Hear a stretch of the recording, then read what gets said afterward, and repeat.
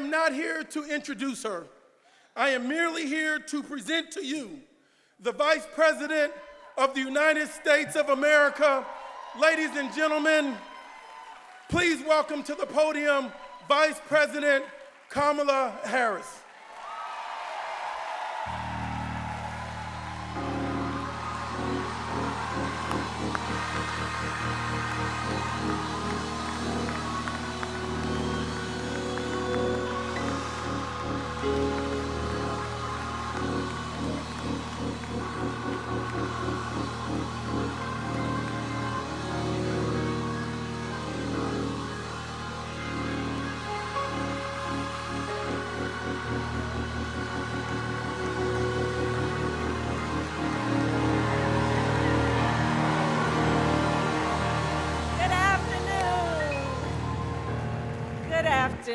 Good afternoon. Please have a seat. I said to the congressman, I didn't know he could preach like that. Oh, good afternoon, everyone. I want to thank the congressman for that extraordinary presentation and for his work. I recently had the congressman at my home for dinner, and we talked about his father and we talked about his vision as the son of the father for the future of our country. And I have seen him at work when the cameras are on, when the cameras are off in Washington, D.C., doing the work of representing his district. And he truly, truly is a national leader. Thank you, Congressman, for that introduction.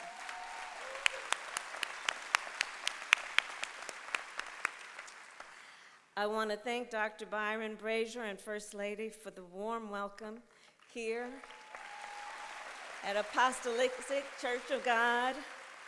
I want to thank Mayor Brandon Johnson, who I knew could not be with us today, but he has been a true champion for working families, and I want to recognize him. And to the members of Congress who are here, the state and local elected leaders, and all of the folks who are part of the leadership of this beautiful community and our nation. I thank you, and for that warm welcome, thank you. I also must, and it is my joy to congratulate Reverend Dr. Freddie Haynes. So, I have known him and worked with him for over 20 years. Including when we worked together years and years ago in the early days of the criminal justice reform movement. And I am so confident in his leadership and his ability to carry on the greatest traditions of this organization and to meet the challenges of this moment. Congratulations, Reverend Haynes.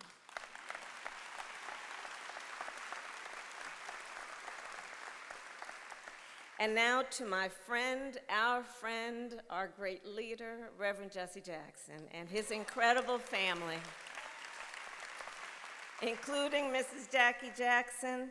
I want to thank you all for the leadership that you continue to provide. Yours is a family of service and sacrifice, and always inspiring the people around our nation, and I thank you for that. And a special thank you to Santita.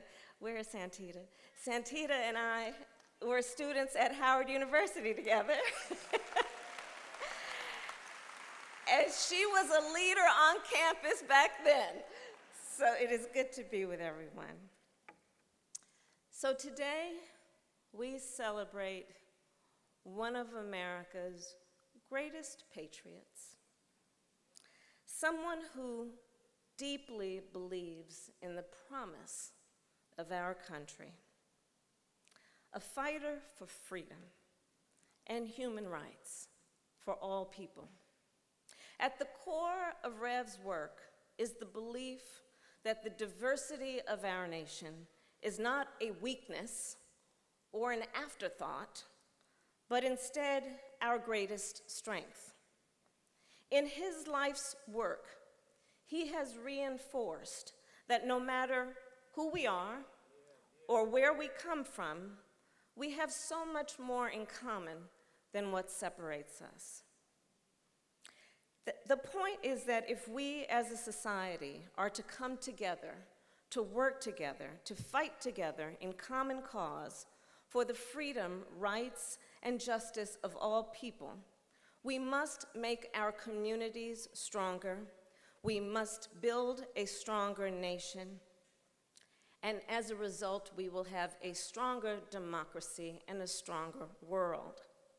And it is with this understanding, this vision, to see what can be unburdened by what has been, that Rev has dedicated his life to building that coalition.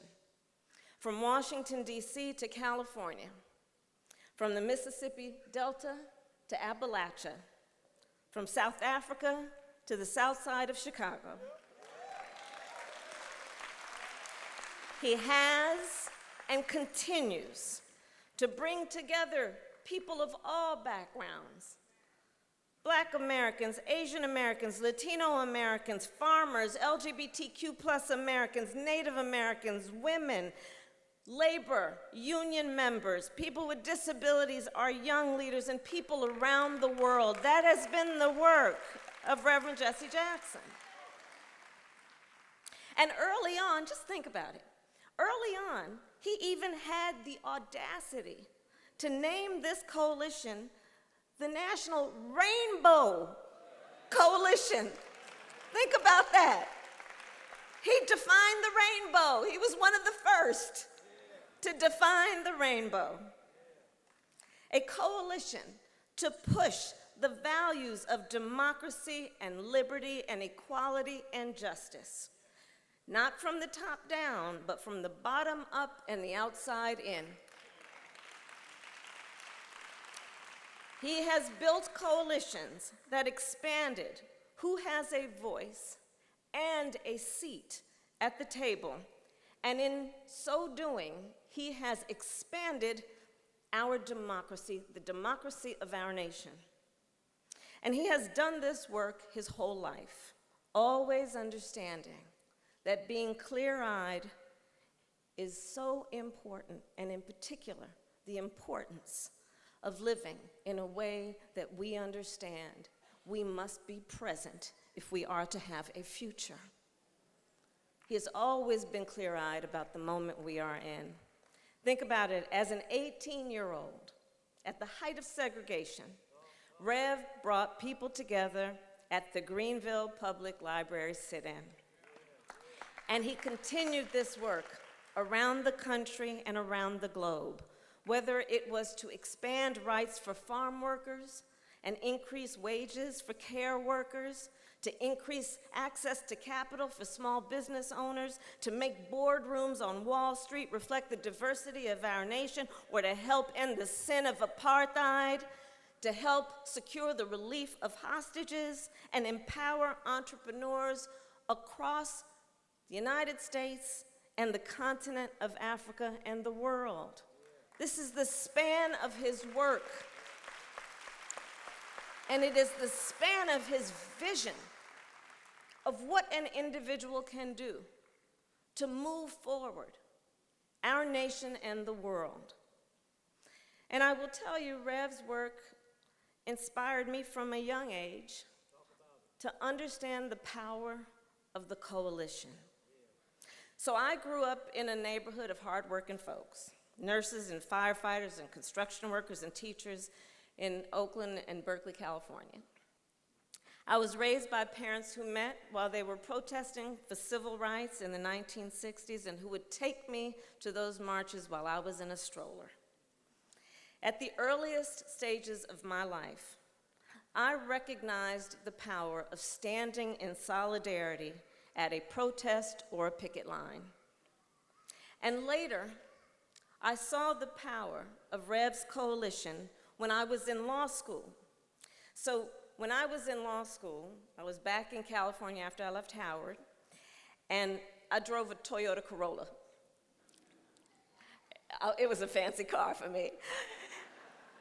And I had a bumper sticker in the back window, Jesse Jackson for president.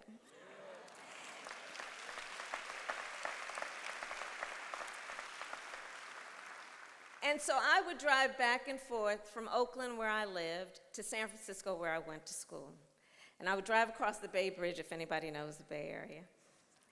And I'll tell you, I was so struck and impressed when the first time that I did that drive with that bumper sticker, the number of truck drivers and people in other cars who would honk their horn or throw a thumbs up sign.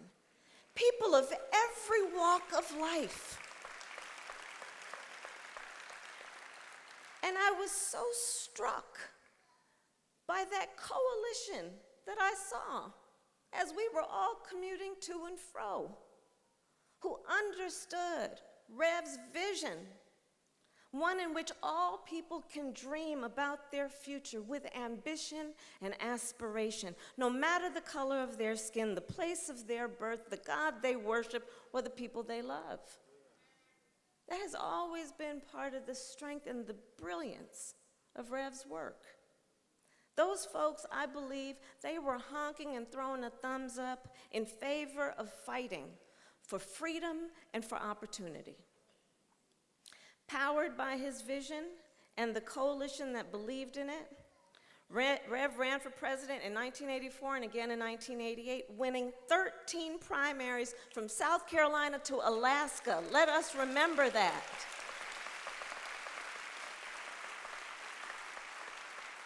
And like Shirley Chisholm 12 years before, Rev has widened the path for generations that would follow, including President Barack Obama and me as the first Black woman to serve as Vice President of the United States.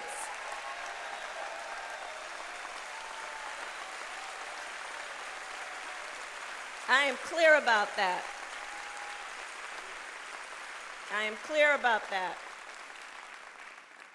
And even before I served as Vice President throughout my career, I often worked with Rev to do the work of taking his direction on how we should expand the coalition. As District Attorney of San Francisco, I worked with him to bring together law enforcement in the community so we could save people and help people have their voice be present around the injustices that were occurring, and also do what we should do to be smart in terms of how we achieve public safety. As Attorney General of California, I worked with him on consumer protection issues, and in particular because I took on and sued the big banks of the United States during the foreclosure crisis, and Rev was right there with his leadership supporting homeowners of America in terms of protecting their right to the American dream. And as United States Senator, I was proud to work with Rev as we did the work that we have an ongoing mission to do, which is to secure the right to vote for all people.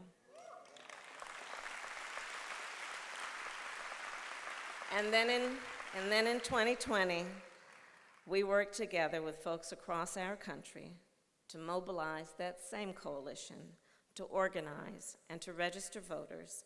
And as a result, Joe Biden and I went to the White House.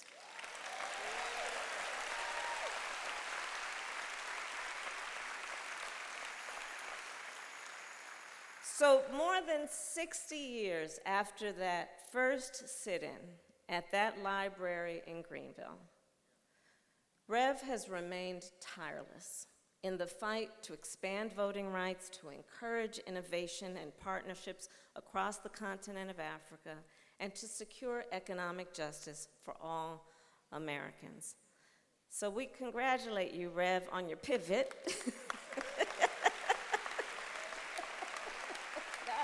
I got the memo. And as President Biden said today, Rev, you are a man of God and you are a man of the people. And we thank you for all that you are.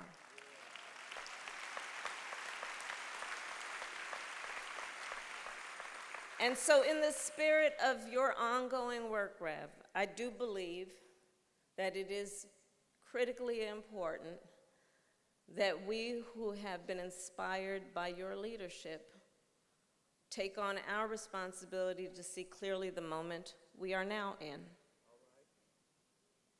And let us acknowledge that the fight is more important than ever. Because church, In this moment, across our country, we are witnessing hard-fought, hard-won freedoms under full-on attack by extremist so-called leaders. And these extremists have an agenda to divide us as a nation, an agenda to attack the importance of diversity and equity and inclusion and the unity of the Rainbow Coalition.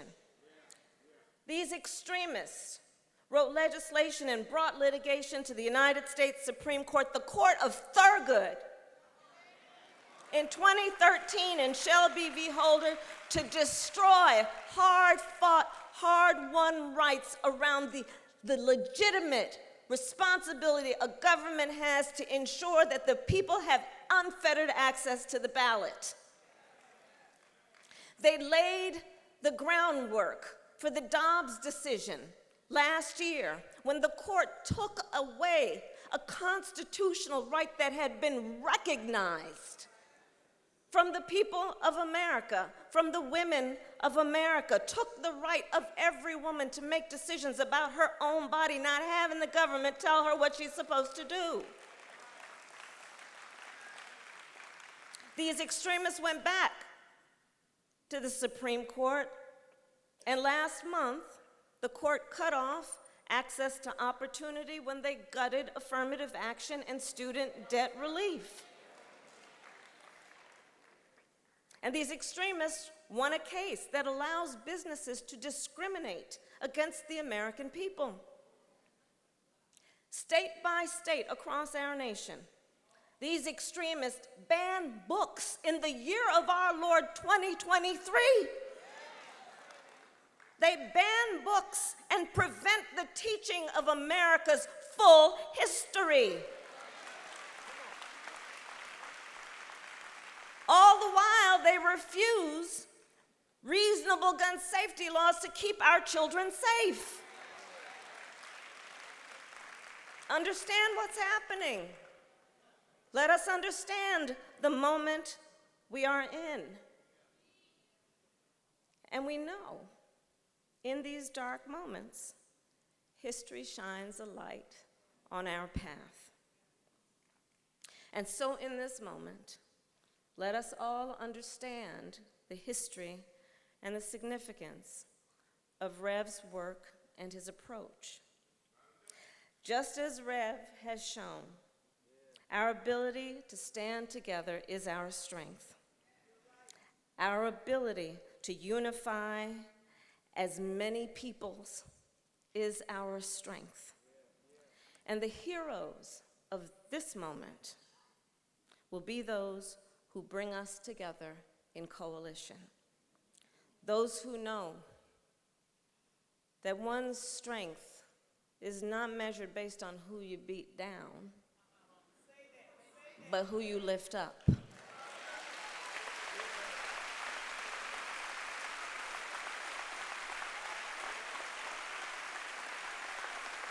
So let us stand together, united and strong, knowing, as Rev has always understood, we refuse to throw up our hands when it is time to roll up our sleeves.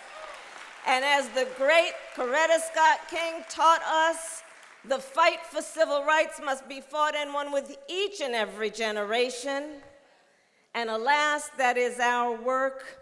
And our gains will not be permanent if we are not vigilant. And as we know from Romans chapter 5, verse 5, hope does not disappoint us.